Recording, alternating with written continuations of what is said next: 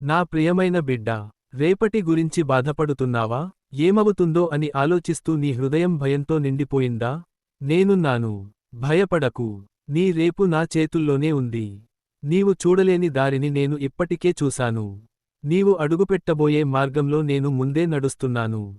నీకోసం తలుపులు తెరవాల్సిన చోట నేను తలుపులు తెరవుతాను. మూసుకుపోవాల్సిన దాన్ని నేను మూసేస్తాను. రేపు నీకు భయంగా కనిపించవచ్చు, కాని నాకు అది ఆశీర్వాదంతో నిండిన రోజు. నీ కన్నీళ్లు నేను చూశాను. నీ నిశ్శబ్ద ప్రార్థనలు నేను విన్నాను. నీ కోసం నేను పని చేస్తున్నాను. భయాన్ని విడిచిపెట్టు. నన్ను నమ్ము. నీ రేపు ఓటమి కాదు, అది సాక్ష్యం. నీ రేపు కష్టం కాదు, అది కృప. నీ రేపు చీకటి కాదు, అది వెలుగు. నేను నీతో ఉన్నాను. నీ జీవితానికి నేను యజమాని. నీకు అవసరమైనదంతా సమయానికి అందిస్తాను. ధైర్యంగా ఉండు నా బిడ్డా.